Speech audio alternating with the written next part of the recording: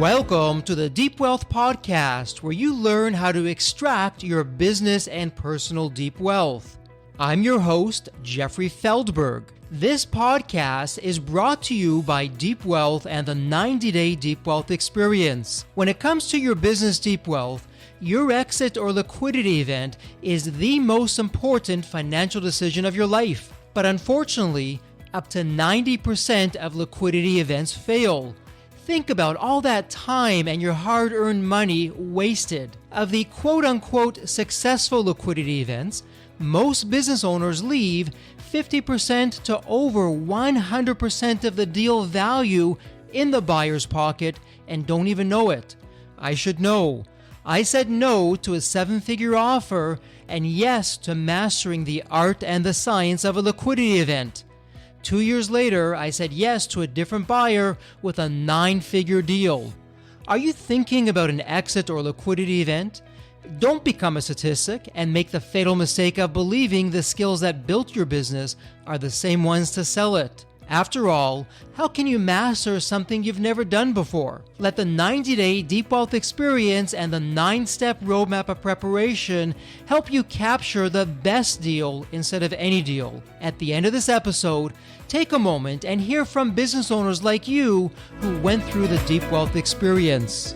Matthew Davis is an attorney and entrepreneur that led his solely owned firm, Davis Business Law, through over a 1,000% growth over 7 years, making it one of the very rare law firms ever to make the Inc. 5000 list 2 years in a row and counting. The firm currently has 7 offices, stretching from Austin to Kansas City. He has presented his programs to groups such as the Inc. 5000 Masters Class and the Young Presidents Organization Global Forum. He also regularly appears on podcasts and in the media. Inc. magazine published Matthew's first book, The Art of Preventing Stupid, in 2019, and the follow-up, The Strong Protected Business. Matthew and his wife Allison have 5 children, 3 biological, 1 adopted from Russia, and the youngest adopted from Ethiopia. He is also an accomplished guitarist, and his hard rock band, Geriatric Steel, is about to hit the studio to record their first album of original hard rock songs for middle age and beyond, with titles like Get Off My Lawn and Been There, Done That. Welcome to the Deep Wealth Podcast, and you heard it in the official introduction. We have a fellow business owner in the house, but not just a business owner. Wow, he has grown his business like none other, and he's here in the person to give us some insights on an area that most business owners tend to overlook. But I'm going to put a button on it right there because, Matt, we have you here in the person. Such a pleasure to have you on the Deep Wealth Podcast. And I'm curious, Matt, there's always a story behind the story. What's your story? What got you to where you are today? Well, as a business owner, you told me we've got to have some fun, right? Okay. The F word, fun, absolutely. Now, look, I'm your middle-aged white guy now, right? Okay. It's going to be heavy metal. Okay. That's it. How about that? I'll throw you a curveball. And so I was in high school. I'm this long-haired kid, and I'm playing in heavy metal bands, which I still do. We've got a new heavy metal band I got to plug called Geriatric Steel. Love that, yeah. Excited about that. Going to go record an album this summer. But I decided I want to be the student council president. I'm going somewhere with this. And I'm running against the jocks, right? So I have to get up and I give a speech. And I just think about it. I'm like, what are they going to say? They're going to go, well, I'm on the football team and I'm involved in this, that, and the other thing. And I'm in the National Honor Society. I said, I'm going to tell a different story. I'm going to get up and I'm going to go, look, I'm not on the football team, so I got plenty of time to do the job, and I don't think you owe it to me. So I'm going to take care of you. And by the way, I am a hard worker. I was getting up at 6 a.m. and making donuts at the local bakery. And okay, so, that's the story I told. That was my speech. Killed it. Won 83% of the vote. Wow. To do that. Okay. Now, what that has to do with our success today is that's what we do with when we're recruiting for attorney, because guess who ended up running most of the law firms are those same guys I was running against in high school. There's a selection bias. Those guys go to law school. I wasn't real fond of putting up with them in law school because I'm a creative type. And we have built a law firm really with a definition, internal definition, against that of we're not going to be jerks to everybody. We're not going to just try and push everybody around. And we're going to treat our people well. And there's other law firms that do that. But, I got a 5-page letter from some jerk up in Denver yesterday. And I'm just like, whatever. Who do you think you're talking to? I just responded to him, said, I read your letter. I'm not going to respond to it. I'm not taking the time. Just call me if you want to talk. But can you accept service for your client? It's the legal equivalent of flipping him the bird. And I love that. Yeah. The point is, what got us here is, it's a certain rebelliousness of culture of we want to treat people better. We want to take care of people.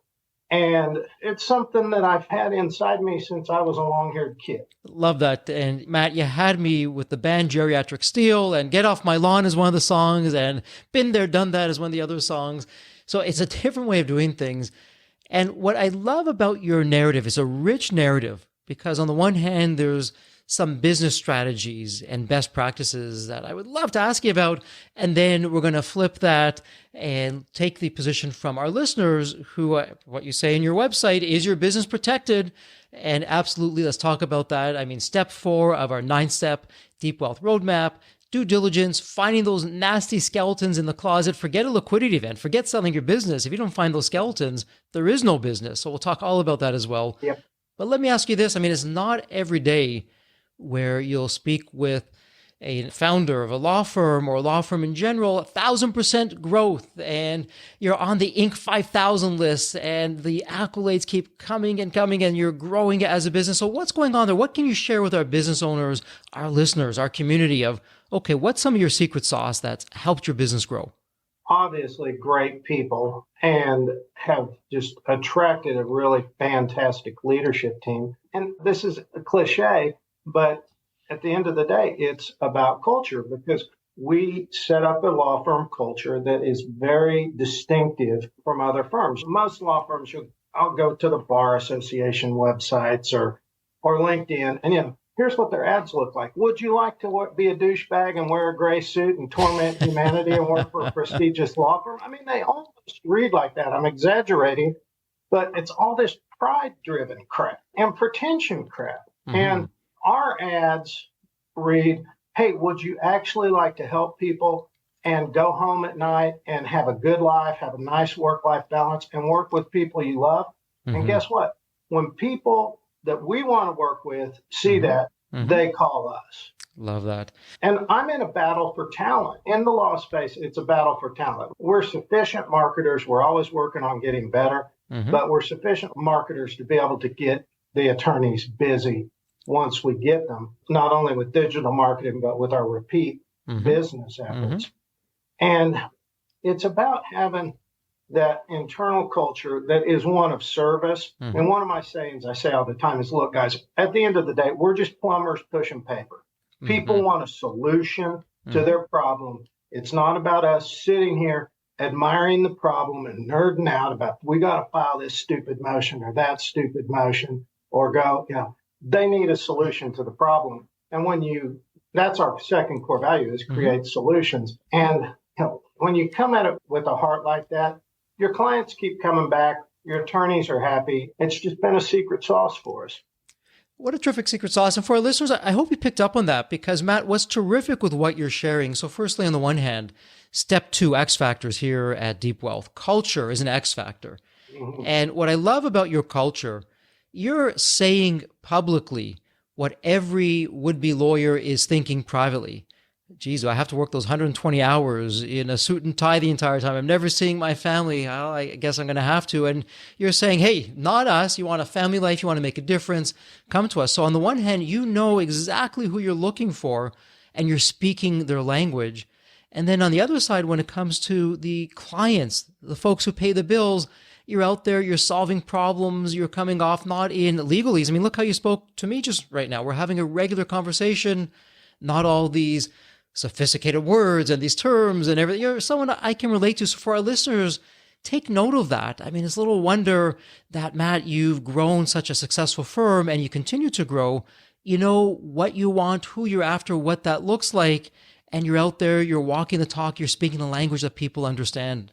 Where did that come from initially? Is that something that was just natural to you? Did you learn along the way with that? What's going on with that? Yeah, I think it's natural. We're in middle America. My mom is originally from Kansas, and my dad's from Oklahoma. I live in Oklahoma.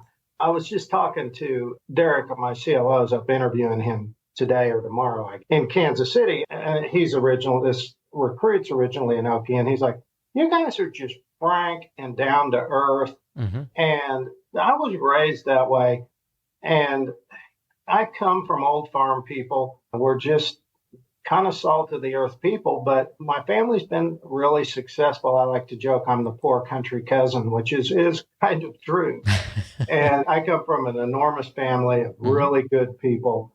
And we were just taught to respect people and to build the American dream. And we just believe in that because my granddad was the first kid in our family to go to college. And for you basketball fans, his gym coach at University of Kansas was Naismith, who invented basketball. Wow. Yeah, how about that? And we've built a story of just family success. I also grew up here in Enid, Oklahoma, and that's where I am now. This is our home base. It's a small city. And I went to grade school just right over here a mile and junior high 3 blocks up the road. I went to school with kids who were living on dirt floors in their homes, and then kids whose daddies could buy half the county if they wanted to. And that's a really broad education in how to treat people. And so maybe I'm on a soapbox, but I just respect people and want to see them do well. Our first core value is believe and protect their dreams. Okay? Because that's what people want. They want an attorney that's going to get in and believe in them and then help them protect their dream. They want to go somewhere. Absolutely. Let's talk about that. What a perfect segue into your clients, the business owners. And Matt, let me ask you this. When you're working with business owners, particularly the first time that they're picking up the phone and calling you or someone at the firm, what's going on? Are there some, Jeffrey, of all the issues and the problems that our clients are having that we're helping them solve, 80% of those problems are coming from 20% of these areas here. Are you seeing something like that? I mean, what's going on that's causing business owners the biggest headaches and grief? Hey, by the way, let me toss this out, and this may sound like a little plug, but it's also a free plug. We just did a checklist called the Strong Protected Business Checklist. It's over on our website, davisbusinesslaw.com, and it's in the resources page. And what it is we made a list of all of the main problems we see time and time again with our clients and map that out. Now, and by the way, we also broke it down by at what point in your business, what size of your business you probably ought to be concerned about. The main thing, though, is going to be people issues, whether it's going to be employees or business partners or things of that nature. I ended up taking a call yesterday from a new client, and I think we signed him today. And he's having problems with ex-employees, actually they're independent contractors, trashing him on the internet. People issues. And guess what? People are people-y. They're going to do that. And, we were able to take over the case because he had a previous lawyer that, from my estimation, was just admiring the problem. We stepped in. I had to plug Joe in on it. Those are the sorts of things we see. And by the way, we end up doing a lot of what we call business divorces. People get into ill-advised partnerships. Unless you're a sophisticated business person, 90% of your business partnerships, and that meaning even having other members in your LLC, is pretty ill-advised. Interesting.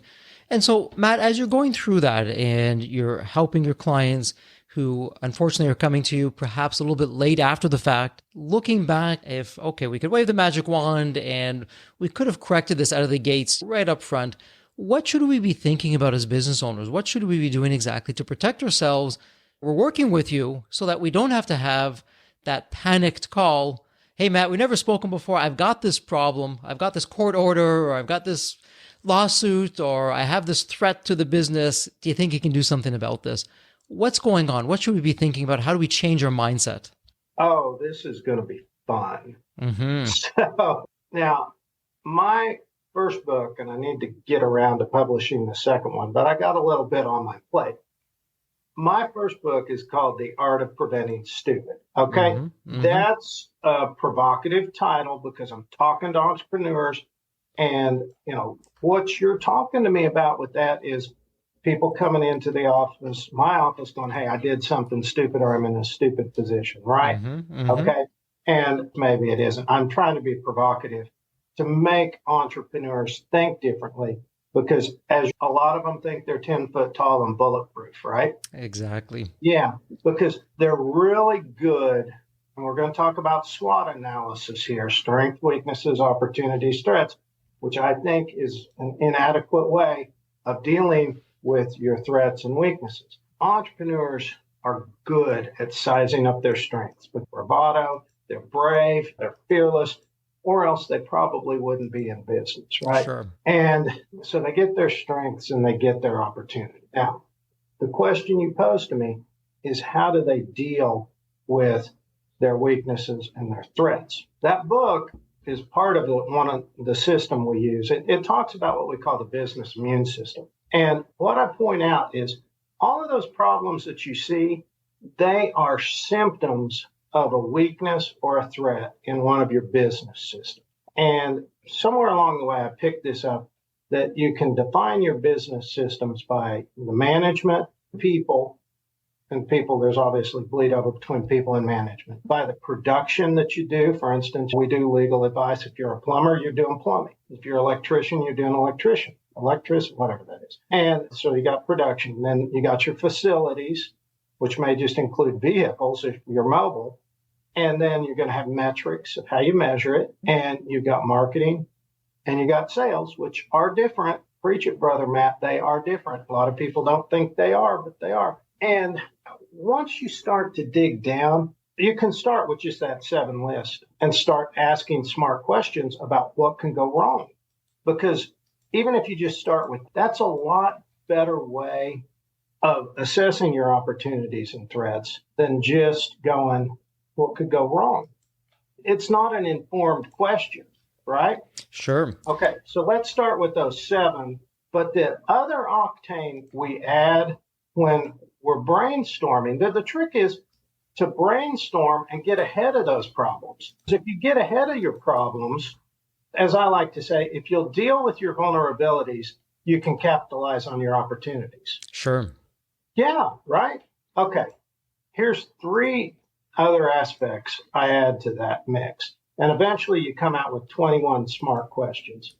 Number 1, there's 3 sources of almost every business failure. Number 1 is catastrophes. Okay.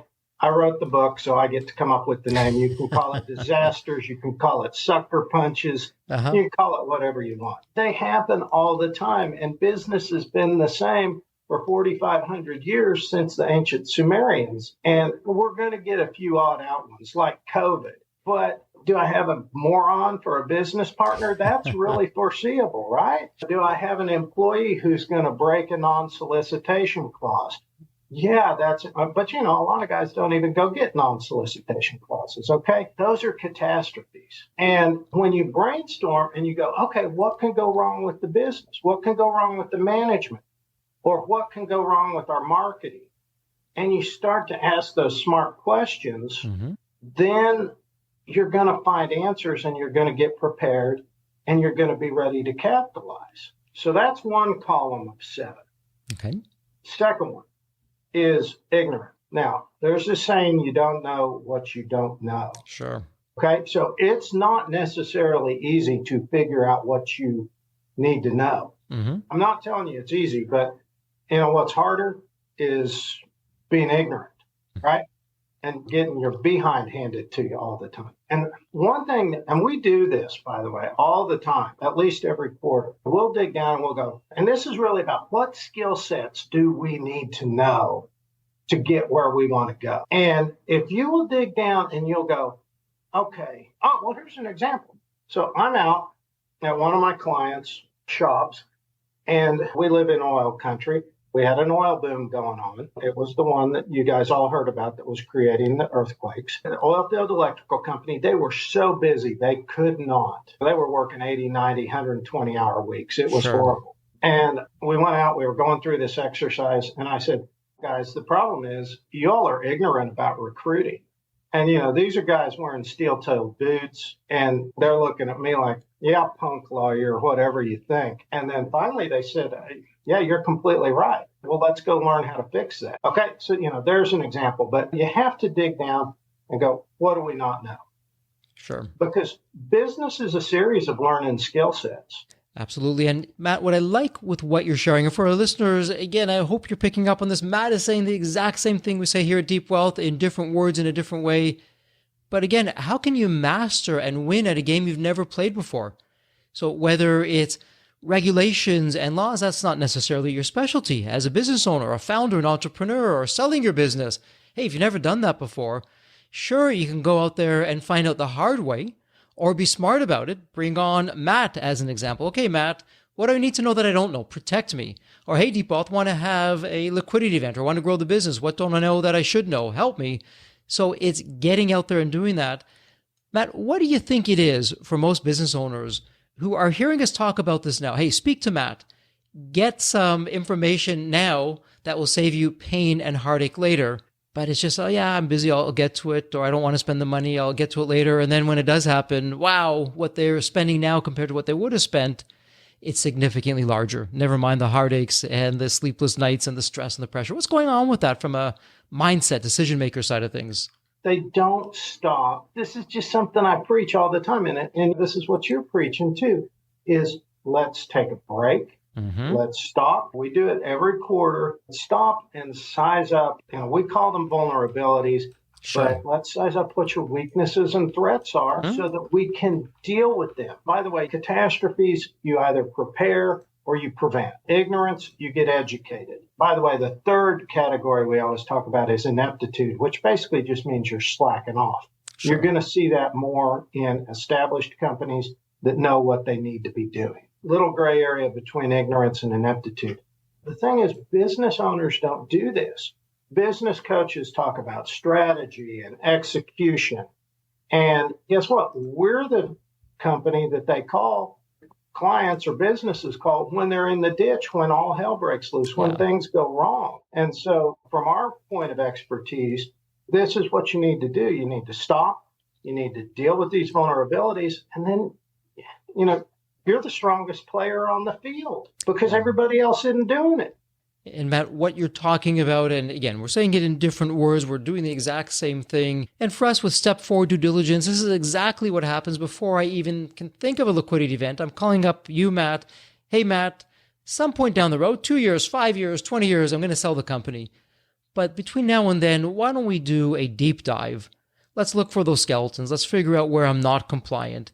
Let's go through that together. Maybe that takes you 9 months, maybe it takes you 2 years, but at the end of it, you're coming out with clarity and certainty and confidence, but most of all, peace of mind. When your head hits the pillow, you know what, I've done all I can do.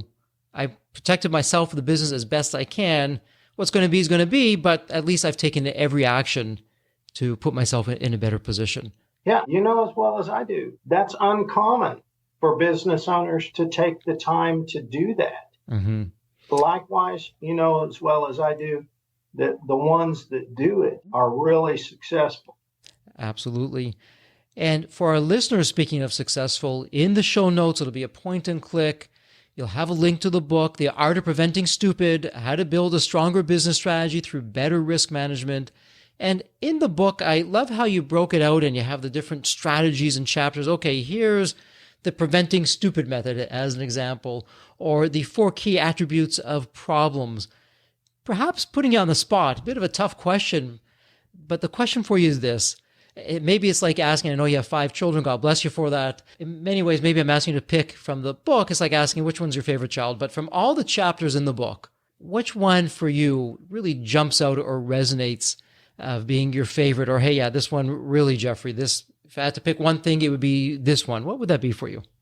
Yeah, that's easy. It's the getting business owners to understand that the problems that they have are a symptom of what's going on down in these systems. And once you kind of understand, I get kind of jollies off of abstract thinking. I mean, books that really changed my life was Michael Gerber's E-Myth, and just understanding the difference between technician, manager, and entrepreneur. I love to think in those big, broad categories. And once people start to understand that, then they go, okay, yeah, I can start to see the bigger picture. And I find that really powerful with our clients. And yeah, maybe it's no different than Six Sigma in the sense of let's go dig down. Let's figure out what's going on down deep. Why did this go wrong? Because from our perspective, by the way, this is another reason that we're successful is our attorneys love working with clients on opportunities rather than problems. Sure. Makes sense. That's a big difference. Yeah, absolutely. And Matt, let me ask you this, because I know from your practice, you cover a lot of different areas. One of those areas here is our wheelhouse at Deep Wealth, not on us doing the buying and selling, but on preparing business owners to sell the business. So when you're working with buyers, so that our listeners, they can hear it straight from you, straight from the trenches. I know every deal is different. And you can say, well, Jeffrey, it's hard to say from one deal to the next. It each has its own personality or characteristics. That said, though, what have you seen that has a buyer running in the opposite direction as fast as the buyer can because it's just from legal side or skeletons that you've picked up on the seller side? It's just not a good thing. Any, kind of trends or things that you're seeing out there that you can share with our listeners? Well, with buyers of businesses, AR problems, a clear indicator for our client, when we're looking at a deal with somebody. Yeah, because what that often speaks to is an unhappy client base, of course, financials. But honestly, we don't do that many buyer side deals because guess what? We represent entrepreneurs. And so we're usually upselling. I mean, one of my clients just sold to Exxon for a really nice, it was on the front page of the business section of the Wall Street Journal 2 days ago. It was a nice little pat on the back. We were pretty tickled by that. So we end up being on the selling side more than we are on the buying because we represent, in large part, growth companies. Let's flip the question then, Matt, because, two sides to a coin. And so the question for you is when you're with a business owner, founder, entrepreneur, they're selling a business, and whether you're dealing, like you mentioned, with a multi-gazillion-dollar company on the one hand or regular types of companies, what's making the deal sizzle? What are you seeing that the business owner working with you and team that you've done that has really impressed the buyer? One thing is funny. I mean, I could probably come up with your list. I know you've thought through it, so this is almost kind of a test. One thing is having a really solid management team in place. And depending on the size of the company, there's a lot of business owners that start to check out. And let's talk sort of mid-level companies, 10 to 20 million or something of that nature. When the owner is still involved and the owner is still kind of at least got his pulse on what's going on and is not off on a yacht somewhere or, has 50 collector cars, that's all he's doing. Boy, I think that adds a lot to the business. Sure. And I still am, for instance, very active in what we do, and partly just because I love it. And in a way, I have the luxury to do it. But I'm in court all the time with my attorneys, and I think that adds a lot of value and a lot of cohesion.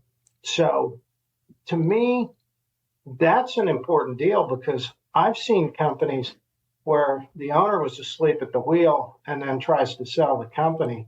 And some buyers are capable of coming in and making that work, but some not. And, to borrow a metaphor from family law, there's not any blended families, they're collided families. Interesting. And, going through the book, what I loved about that, you have different case studies, you pick different areas of preventing stupid, okay, we're going to prevent stupid in the production area or in the metrics or in the sales area. But let me ask you this. When it comes to preventing stupid, to use your words, and I just love how you're just putting that right out there, because oftentimes we just don't know what we don't know, to your words earlier, and we welcome stupid into our business life, flows into our personal life. So as a listener who's now listening, okay, Matt, you sold me. We're doing some stupid things. Don't even know about that. That makes it even worse. Where would be an area for us to start? So if there's one action that a listener could take away coming out of our episode here, hearing the two of us talk, and they could do one thing, what would that one thing be that could move the dial? Perhaps low effort, high return. Yeah, I mapped this out really in the next book. But the first step is sit down and brainstorm. Just grab the Business Immune System report that's on our resources tab, as is. We have another tool that's very similar called the Strong Protective Business Report, a little rebrand. That looks at more things like your competition, our friends in the government, how they can affect things. But do a great brainstorming exercise of what your vulnerabilities are. Just get down with your management team, dig through it. And then what we also teach is here's a priority tool. Let's prioritize. We've got a tool. It's kind of based on the Eisenhower matrix of let's look at urgency and then let's look at likelihood. Of course, this is an art, not a science. But first thing, brainstorm. Second, prioritize.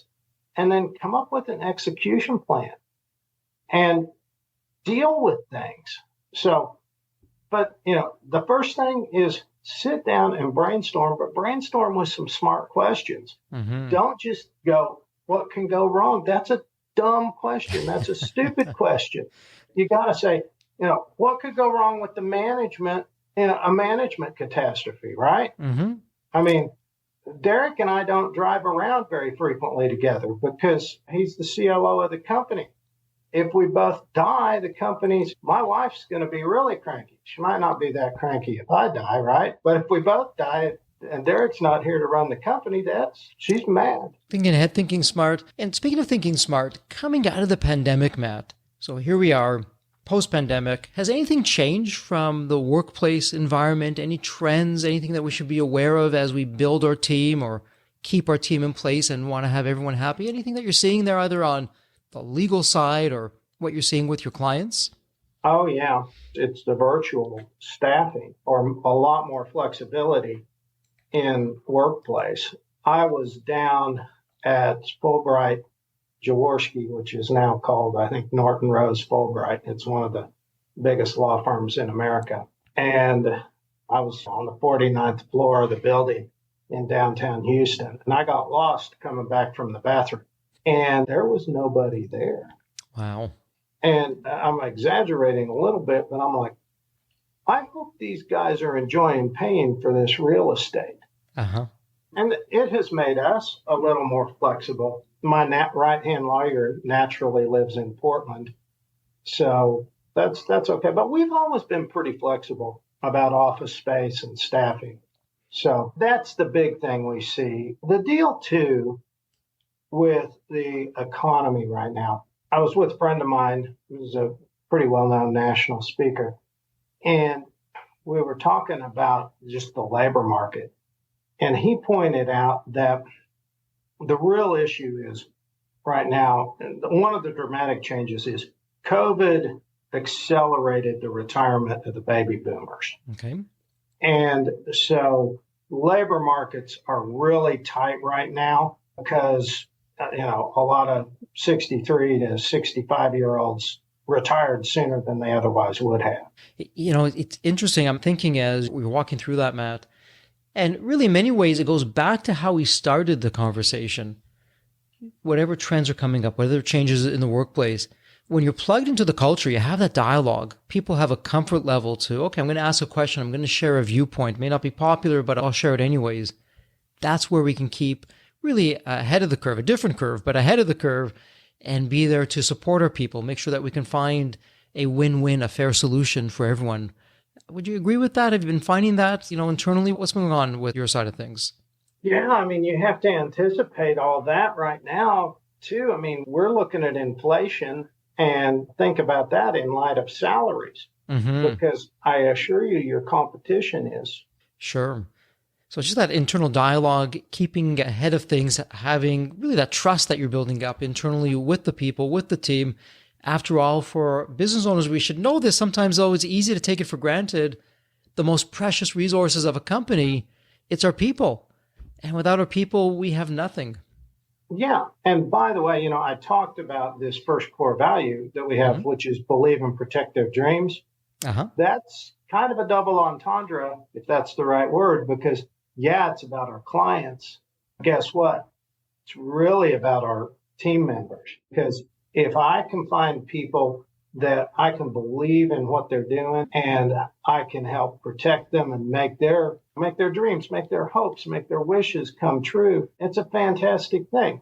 Sure. I'm on maternity duty right now because Ashley just had her second baby. And I'm so happy about that. Man, I get these little pictures of Cora Jean holding her little baby. And I'm like, this is just fantastic. And so you just take care of people like that. And all of a sudden, you've got a great, loyal team that loves working together. And bang, you're cooking with gas.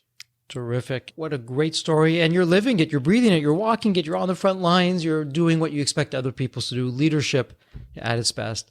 Well, Matt, let me ask you this. As we start to wrap things up, and before we go into the wrap-up question, my favorite question I have the honor and privilege to ask, are there any areas that we didn't cover, any questions that perhaps I didn't ask, or any strategies or insights that you'd like to share with the listeners that we haven't talked about so far? Wow. Now, that's a broad question, and I've been talking about people who ask broad questions now, haven't I? I can talk about business all day. I love it, and I love helping people. I was on a podcast yesterday, and the thing I always preach to business owners is go figure out your word problem. Jim Collins calls your SMAC, your specific, methodical, and I think that stands for it's the process that you have to go through and how to measure it. Look, we have lots of business owners, and I have our word problem up on my board here. Wow. I mean, maybe I'm talking into outer space about that, but that's one thing I talk about a lot is figure that out, figure out how to measure it. And then at the end of my word problem up here, it says equals success. Absolutely. Some advice from the trenches, which you know a lot about with success and growing and just making a difference out there. And that's really a terrific segue, Matt, for the wrap-up question. And so let me set this up for you. It's a fun question, and I know you've done your homework, as I would expect nothing less from you, where you listened to a few episodes, but let's have some fun anyways. So when you think about the movie Back to the Future, you have the magical DeLorean car that will take you to any point in time. So it's tomorrow morning, and this is where the fun begins. Matt, you look outside your window. Not only is the DeLorean car there curbside, the door is open, waiting for you to hop on in, which you do, and you can now go back to any point in time of Matt as a young child, a teenager, whatever point in time it's going to be. What would you tell your younger self in terms of life wisdom or life lessons? Or, hey, Matt, do this, but don't do that. What would that sound like? This may be the stupidest answer you've ever heard, but I would maybe if I went back and gave myself some advice, maybe would have started my business sooner. How would I know everything I know now? And so I like to think of life as just, it's constant learning, constant growing. And I wouldn't be really as equipped as I am now to run this company if I hadn't spent 20 years in the trenches in the law business, just slugging it out, as I like to say, on the cold, tough streets of Enid, learning about case finance, learning about clients and client psychometrics and all that. So, yeah, I maybe wish I wouldn't have sold that 1976 Firebird, which is a guitar. That's maybe what I would do. But we got the firm out of debt, and I got this really cool new Flying V the other day. And for our listeners who obviously you're hearing us, you're not seeing us, Matt just put up this gorgeous guitar on the screen for me to see that. Yeah, I can see you with that heavy metal band and you're doing your guitar thing, all your licks on that, Matt. That would be terrific. So, Matt, am I hearing you say, and if I'm off base, please let me know, this is a common theme I hear. Jeffrey, I don't know if I would change a lot, because if I did, I may not change anything at all. I wouldn't be where I am today. I wouldn't be the person who I am today because I needed all of that to get to where I am. Thoughts on that? That's absolutely right. I'm just very grateful for all the opportunities I've had and all the great people I've got to work with, and just feel very fortunate to live in this time and place. And so it's really coming from a position of gratitude of going, yeah, that's, I've been very lucky and I've been very blessed to get to work with everybody I have. Terrific advice. And so, Matt, let me ask you this. In the show notes, we have your website, we have the links also to your report and all the tremendous resources that you have. That said, the listener has a question. They want to reach out. They want to speak to you. They want to become a client. Where's the best place online that someone can reach you? Yeah, davisbusinesslaw.com is our website, and you can reach me on that. My email is mdavis@davisbusinesslaw.com. That's the best way to get in touch with us. Well, there you have it. Matt even gave you his personal email address, so grab it, run with it, ask him a question. Matt has been there as a fellow business owner. He's been there, done that, as the saying goes, and you have everything to gain, nothing to lose, all upside on that. Well, Matt, thank you so much for sharing your wisdom and your insights today. And as we say here at Deep Wealth, may you continue to thrive and prosper while you remain healthy and safe. Thank you so much. Thank you, buddy. Bye-bye. The Deep Wealth experience was definitely a game changer for me. This course is one of the best investments you will ever make because you will get an ROI of 100 times that. Anybody who doesn't go through it will lose millions. If you don't have time for this program, you'll never have time for a successful liquidity. I mean, it was the best value of any business course I've ever taken. The money was very well spent. Compared to when we first began, today I feel better prepared, but in some respects, maybe less prepared, not because of the course, but because the course brought to light so many things that I thought we were on top of that we need to fix. I 100% believe there's never a great time for a business owner to allocate extra hours into his or her week or day. So it's an investment that will yield results today. I thought I will reap the benefit of this program in 3 to 5 years down the road. But as soon as I stepped forward into the program, my mind changed immediately. There was so much value in the experience that the time I invested paid back so much for the energy that was expended. The Deep Wealth experience compared to other programs is the top. What we learned is very practical. Sometimes you learn stuff that is great to learn, but you never use it. The stuff we learned from Deep Wealth experience, I believe is going to benefit us both.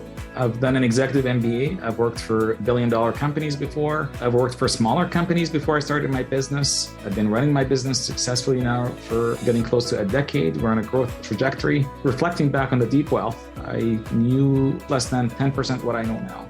Maybe close to 1% even. Hands down the best program in which I've ever participated. And we've done a lot of different things over the years. We've been in other mastermind groups, gone to many seminars, workshops, conferences, retreats, read books. This was so different. I haven't had an experience that's anything close to this in all the years that we've been at this. It's 5-star, A+. I would highly recommend it to any super busy business owner out there. And Deep Wealth is an accurate name for it. This program leads to deeper wealth and happier wealth, not just deeper wealth. I don't think there's a dollar value that could be associated with such an experience and knowledge that could be applied today and forever. Are you leaving millions on the table? Please visit www.deepwealth.com/success to learn more. If you're not on my email list, you'll want to be. Sign up at www.deepwealth.com/podcast. And if you enjoyed this episode, if it added value, if you walked away with some new insights and strategies, please leave a review on your favorite podcast channel. Reviews help us reach new listeners, grow the show, and continue to create content that you'll enjoy. And as we wrap up this episode, as always, please stay healthy and safe.